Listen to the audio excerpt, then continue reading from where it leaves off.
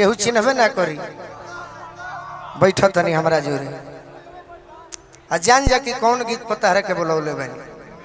होने बैठो होने देख के होने लोग बा हम तो रोजे देखा तनी होने देखावे के बा एगो लड़की के बियाह जान जा के बाकी कौन गीत होता बड़ा कम एज में भइल बा तनी अपन भूमिका बन हो भिखारी भैया तनी छेड़त रहो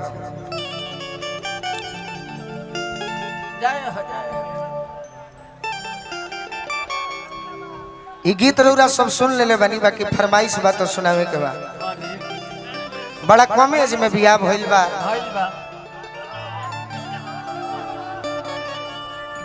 पागल कर देबे काहे हेबे पागल करबू 1 जून के वोट मारे के बहे मत मारा जाए हमारा से तारा में वोट चल जाई तो विजयी हो जाइबू बिना कमे खर्चा में तार प्रशंसक आइल बड़े आरा जिला से सज्जित सरकार जी बहुत तार फैन हो जब बैठल बड़े बहुत फैन लड़की के बियाह भइल बा कम एज में बियाह हो जाला अगर प्रेम ना होखे तो लड़की फांसी लगावे पर बेचैन हो जाली सब लड़को कहले सकिना बियाह करेबो हो लड़की से तो जहर खा के मर जाई बाकी लड़की कितना सुंदर भी है व्यवहार के कि थावे वाली माई से कहती है प्रभु जी से कहती है का कहती है वह कहती है जौन रुआ भिखारी भी बजा दे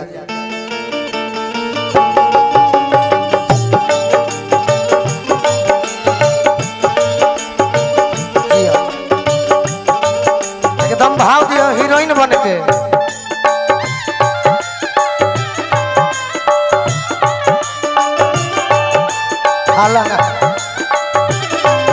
तैयारी में रहो एकदम हीरोइन बन के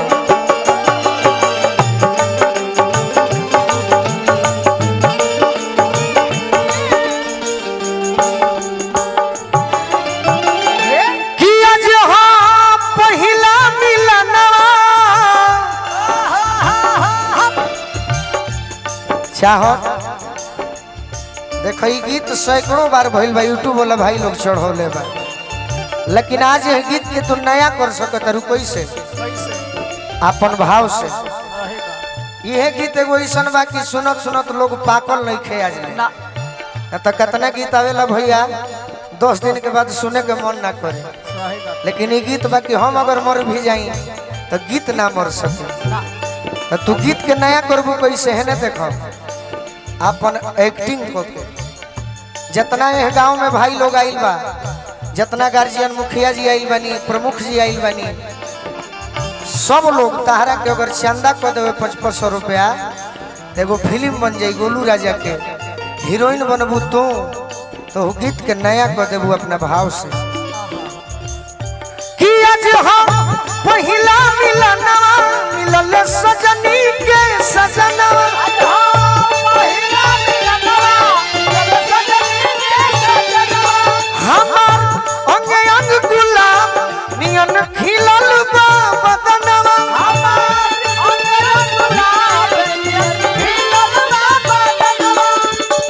अमन शास्त्री जी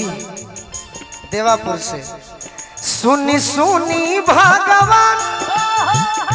सब बतिया बैठिए के कहबू अच्छा यह सोचले हुई सुनी सुनी भगवान जन बिहान होखे दी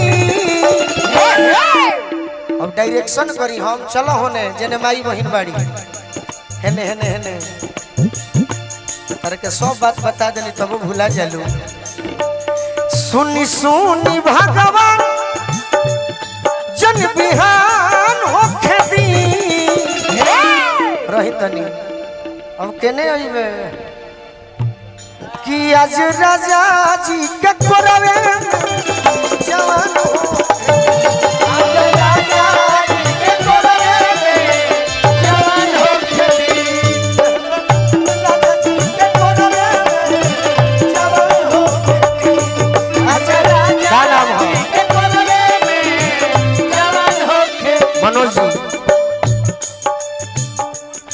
मुकुल मिलर जी सुनी सुनी भगवान जन बिहान होखे दी तनी आराम में से दे घड़ी घाई भइल बिया। अरे कि आज राजा जी के कोरवे में जवान हो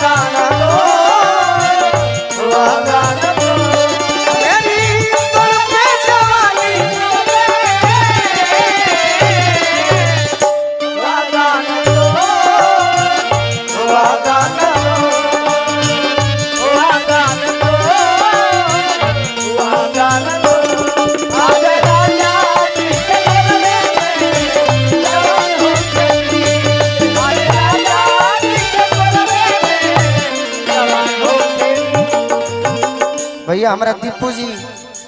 देवापुर कार्यक्रम काली पूजा समिति जहाँ की बार 3 नवंबर के निशा उपाध्याय जी के प्रोग्राम फाइनल भइल बा 4 के। अच्छा खाली ना रहे तो 3 के हो जाए। निशा भी एगो अच्छा कलाकार बाड़ी या निशा के जौन मंच मिले जा रहा बा उ निशा के घर के मंच बा जहाँ कोनो कलाकार बाकी नहीं खन। और जब तक हम जियो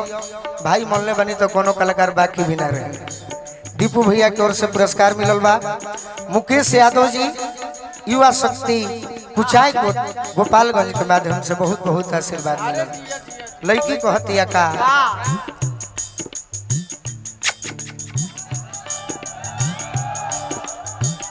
राजा जी के ओठावा में ओठ जब बसती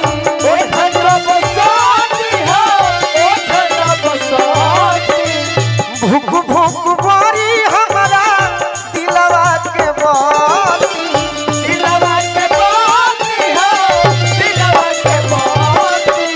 मुस्कान है ने आवा भूख भूख बारी हमारा दिलवा के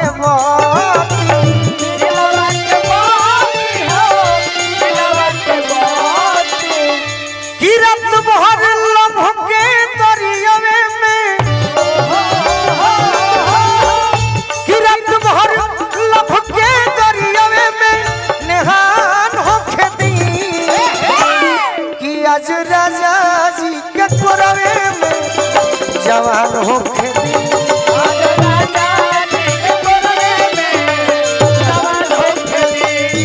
आज राजा जी के कोरवे में जवान हो खेली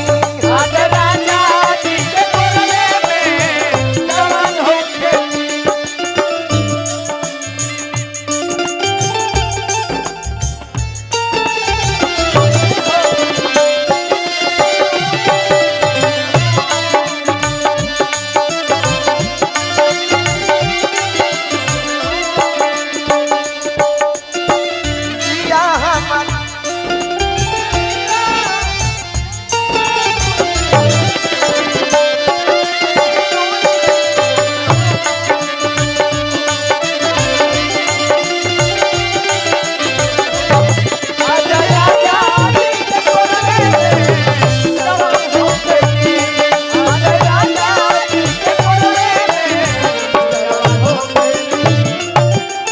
बड़ी खुशी के बात भाई एगो युवा खातिर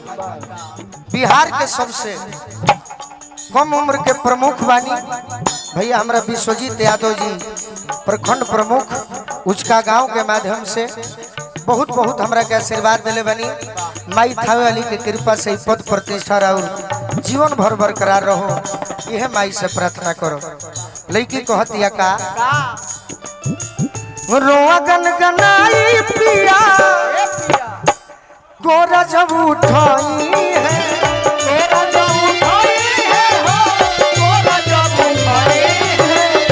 रोआ गनगनाई पिया गोरा जब उठाई है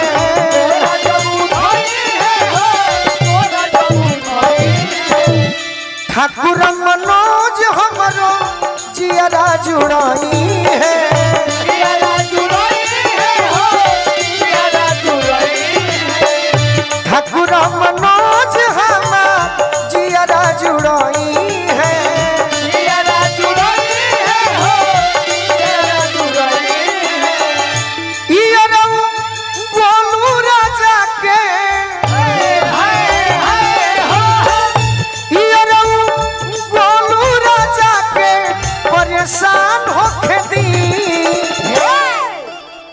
आज राजा जी के कोरवे में जवान हो खेती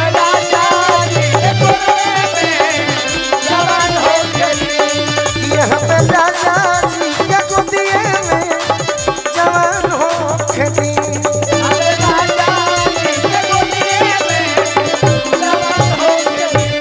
सुनी सुनी भगवान जग बिहान हो खेती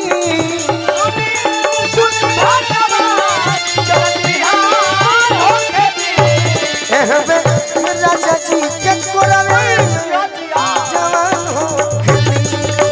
राजा जी के कोरवे में जवान हो खेती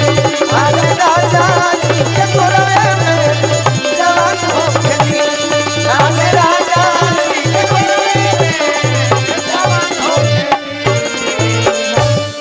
जब एकरा बाद एजा से हम गई रही तो एगो मुस्कान जी के फरमाइश बा